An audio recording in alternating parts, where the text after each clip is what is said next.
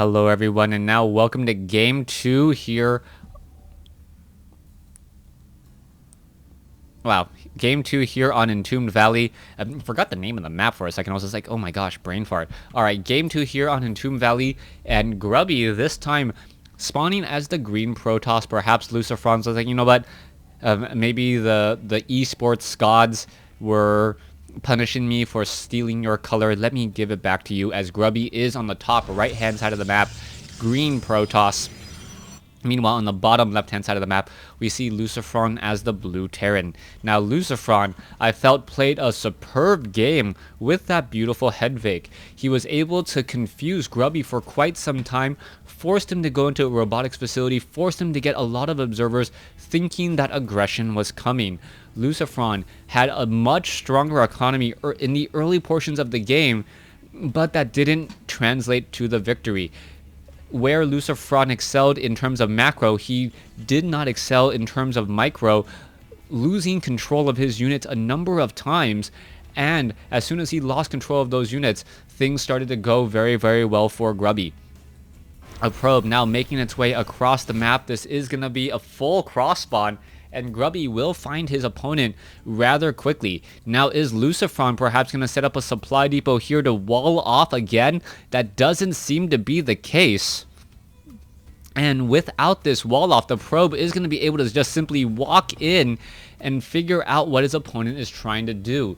Lucifron now, without any gas whatsoever, is pretty much forced to go into an orbital command and then go for a fast expansion attempt. There is a Marine now being trained up as well. Surprisingly, no supply depot, but that is most likely because this SCV will be building a command center right down here. And is a probe perhaps going to try and stop it? Yes, no, yes. Oh, Lucifron, just build it. You pretty much know that your opponent knows that you're going for an expansion there. But Lucifron wanting to make sure that the probe did not actually see that command center go down. And now Grubby is going into a Zealot. He is getting that cybernetics core. And now that probe is going to simply sneak by. And Grubby needs 2 more shots. And he does get them, as the probe is unable to slip away.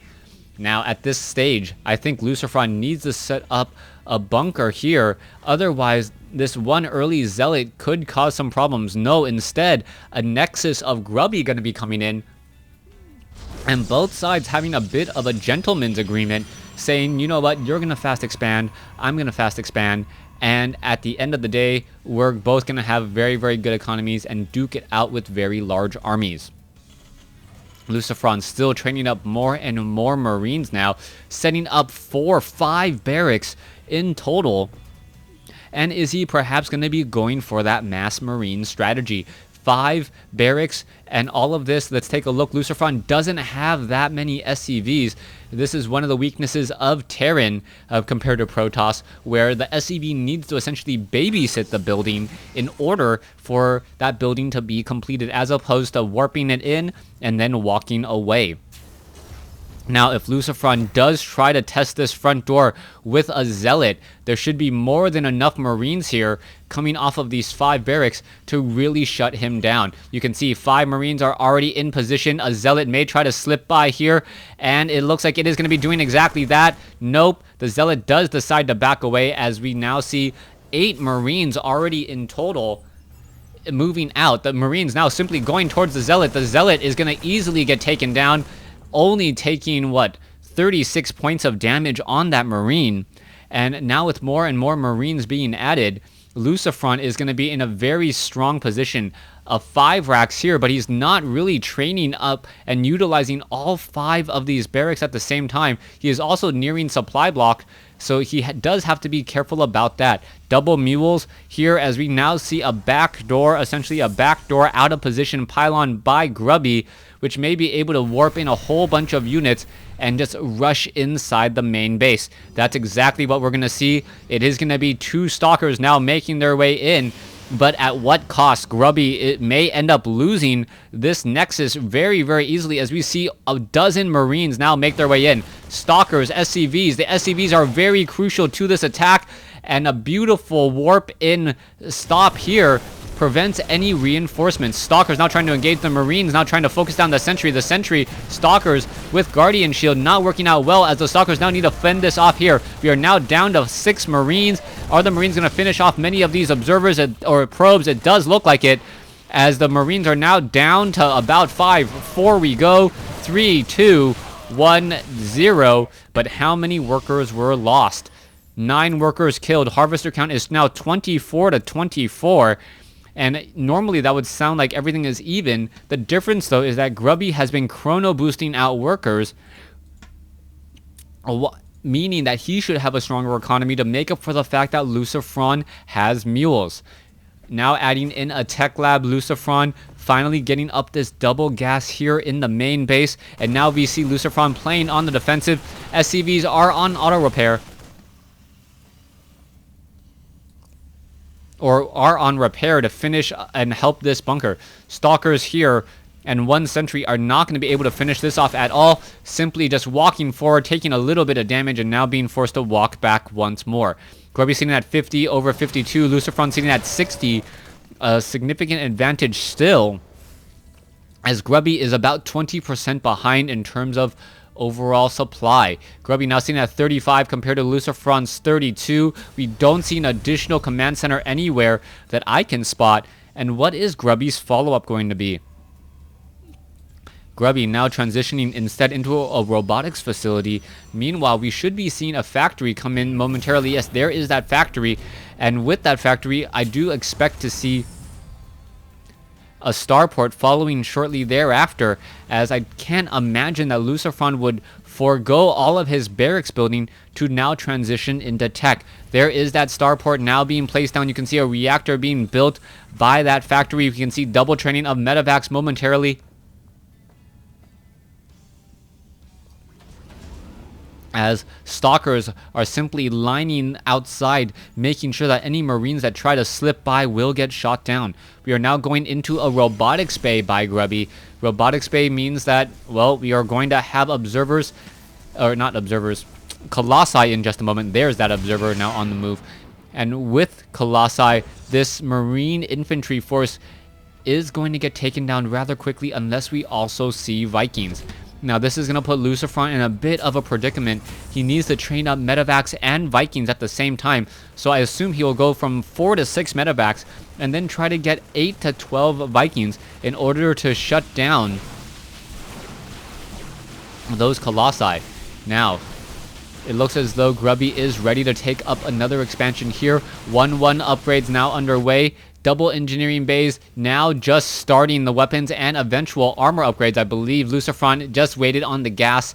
There we go. And both players with really good resource management. So far, I have not seen the resource tab, I believe, go up above 1,000. And that means that they're spending their money as quickly as they can get it. Now, normally that is a bad idea. But since in the StarCraft realm, if you don't spend your money doesn't really provide you very much of anything, as money and minerals cannot defend an attack.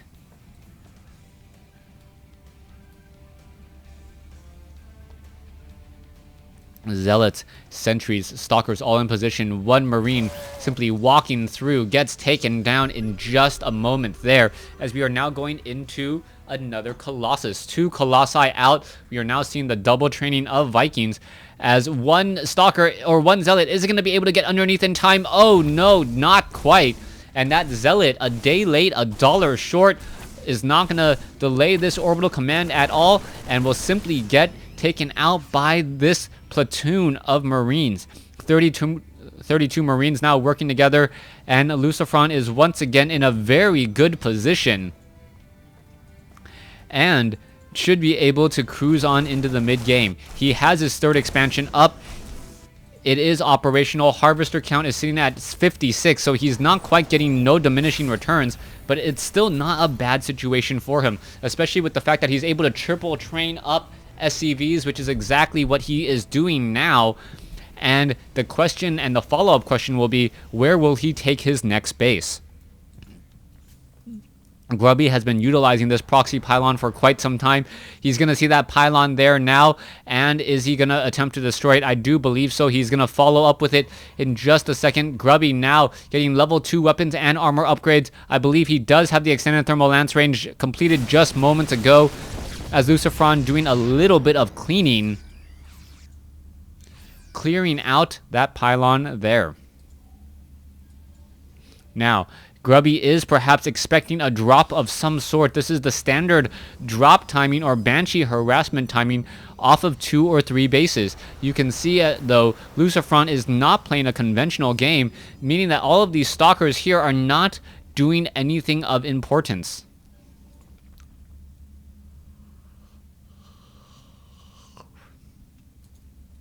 Marines, Marauders, Vikings now on the move. You can see a total of 6 Vikings now will be working together to try and shoot down these Colossus. Only 3 Colossi will be here. We are going into High Templar, and this third base might actually be cancelled. There's the scanner sweep. Grubby knows that he cannot engage in this unit just quite yet. There are too many Marines and Marauders nearby, and there's the cancellation on the Nexus.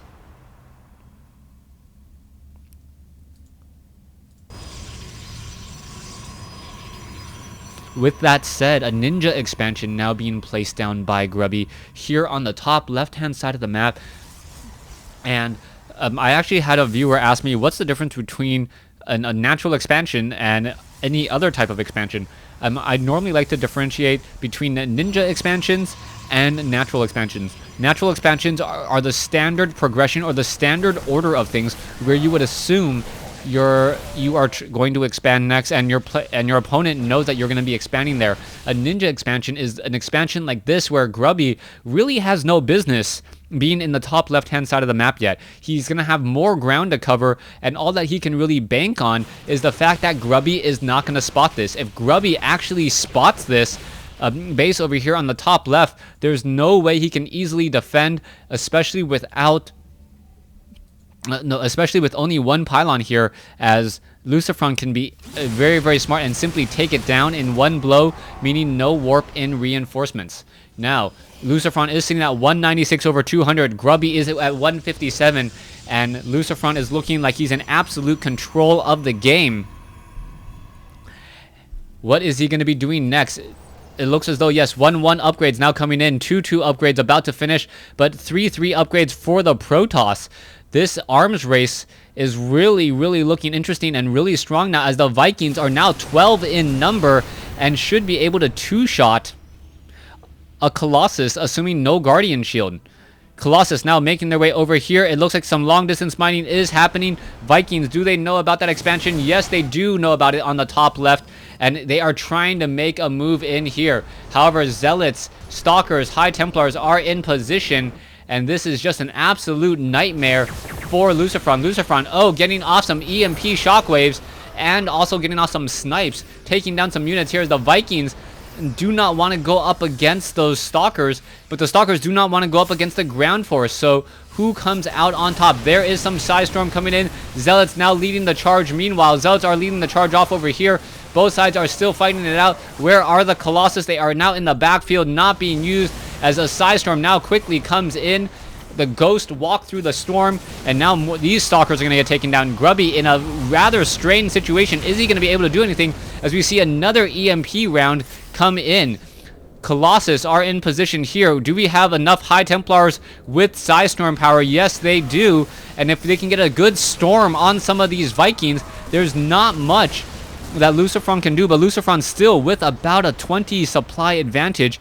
He looks to absolutely dominate this game like he did, he looks to dominate the game and gain control. He was unable to do that in game 1, but Grubby still holding on, able to constantly hold Lucifron at bay. And if he's able to hold Lucifron at bay, he should have the stronger economy. Yes, he does.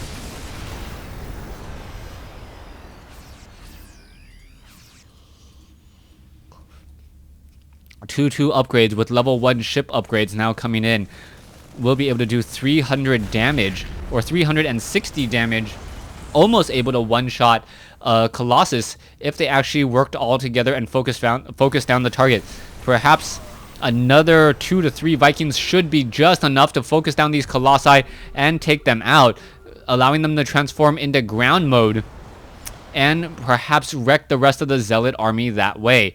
Alright, now we see Lucifron doing an expand of his own, taking a place here while establishing here. So it is 4 bases now to 4 bases. Both sides with relatively even armies. Grubby with a smaller bank than Lucifron.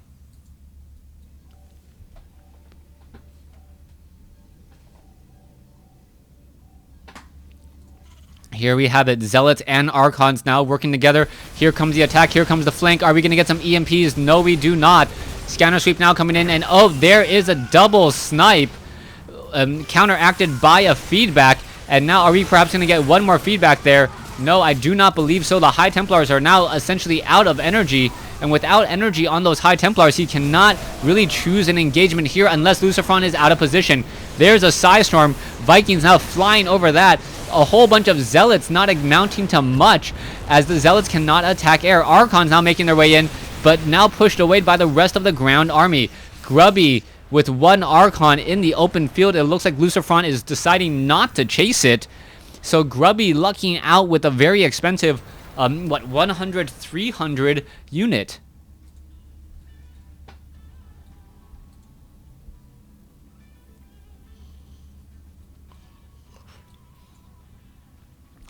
Grubby now looking to even up the series in terms of expansions. We'll be doing so just now. Nope, yeah, now it is. There is that Nexus. The wireframe doesn't show up on the minimap because it's not yet quite there.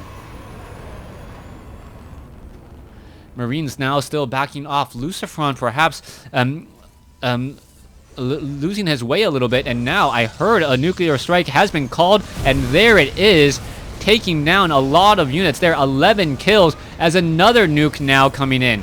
All right, it could spell problems. We see 3 nukes being called at a time. A beautiful, beautiful game here as nukes are falling from the skies. There is one ghost there, and now I need to put on my headset so I can actually hear when the nukes are dropping. All right. 3 more nukes now being added, 2 additional Ghost Academies, and we are going into Terran building armor. Additional command centers being placed down. So Lucifron playing very aggressively, trying to shut down all of any mining that's going on here. Observer now making its way over. Oh, we could get a feedback up on the high ground. And there it goes. That ghost does get taken down. The feedback would just simply decloak it. It didn't have enough energy, so it was forced to use a Psystorm there.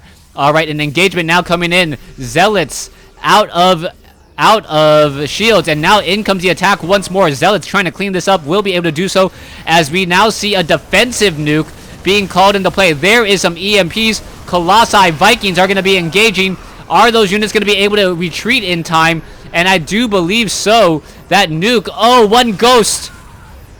A little bit too close, as we now see a feedback. A beautiful double feedback and Psystorm once again. Zealots now trying to reinforce here. High Templars should be able to get off a Psystorm here in just a second. Meanwhile, another attack, double nukes.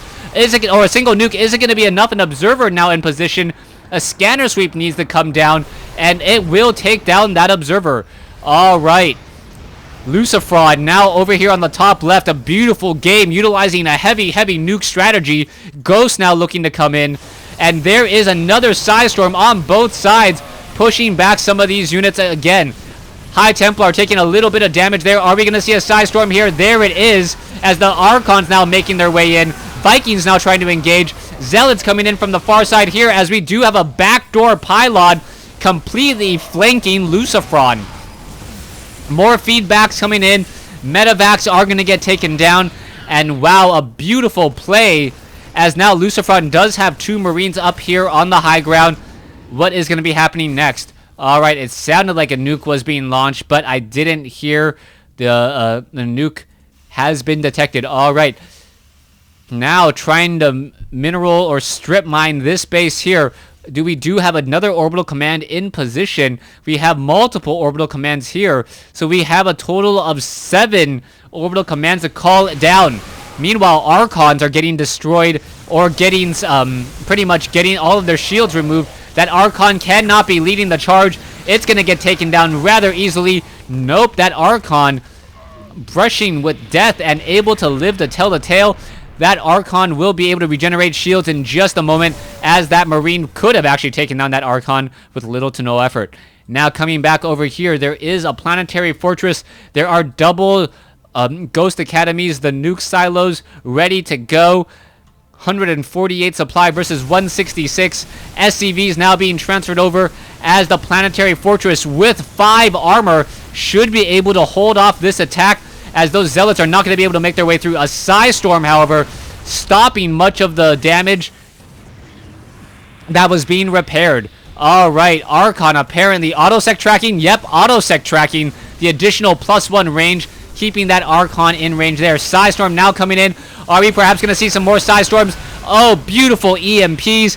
Grubby, however, fighting with the supply advantage, as the Stalkers are now once again trying to engage. Here we go. Massive number of ghosts. It looks as though this is going to get taken down here. What is Grubby going to do to follow this up? Archons all EMP'd apart, and now Grubby is once again behind. Alright, this game is definitely going back and forth. Income shows Grubby does have a slight advantage. Colossi now being added, as we are now warping in Zealots on the far side here. Does Lucifron know about this? No, he does not, as we now are... What was this going on? Perhaps a drop back there. Alright, Zealots now running straight up inside, and now going after SCVs. They are 3-3 upgraded, taking down SCVs, and now perhaps going to try to take down some of these Marines and Marauders here. Alright, the rest of the Ghost Army has arrived, and that sound does go away there. Lucifron's 15 Ghosts able to shut down all of those Zealots rather easily, as Grubby is still a bit behind, but needs to get more and more units still. Zealots now running along the far side. There are planetary fortresses which are pretty much protecting against anything. Lucifron now has an orbital command here instead, and this one Zealot may be able to just go to town on these mules. Let's take a look at it now. Going after the mules does take 4 hits to take down one of these units, and you're going to see all of these mules, and now a sudden loss in mining, a sudden drop-off. Where is that nuke coming in from? Oh, there it is, and there's the feedback. That Ghost gets taken down, as we now see another Ghost, and there it gets taken down once more. So Grubby just cleaning up all the Ghosts that are all across the field. And now that this is late game, he should have a fair amount of gas for even more High Templar. Massive number of mules now being called in once again. Let's take a look. Still has 7 orbital commands in play. That means he can essentially mine from every mineral patch here and not have any diminishing returns, just with mules every second of the game, nearly. Alright, let's see what's going to be happening next. SCVs are currently idle. 3 SCVs are idle. Mules are now trying to run away once more. Lucifron unable to really mine from this base that he needs so much. Lucifron sitting on over 2,500 gas, but not nearly enough minerals to really do anything about it. Here comes a massive attack up the middle once more. Terran army is much, much larger in terms of minerals. Here, what is going to be happening now? There is some Storms. Is it going to be enough? There's some more Storm. Archon still charging the way. Colossus coming in from a bad flank. And Lucifron, I thought, had good positioning, but he is caught completely out now.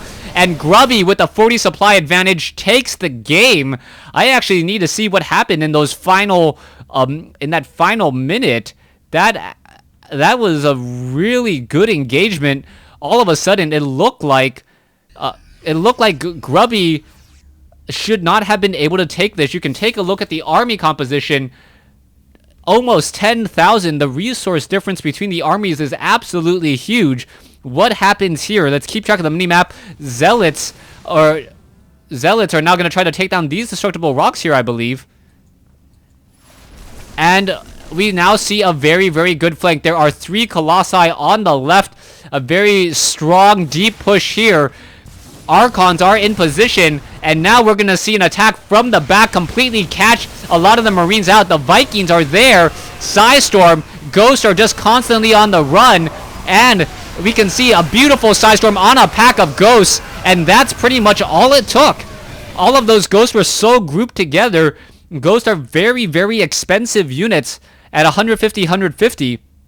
And 2 Psystorms essentially took out 10 ghosts. So that's about, what, 3,000 resources gone in an instant.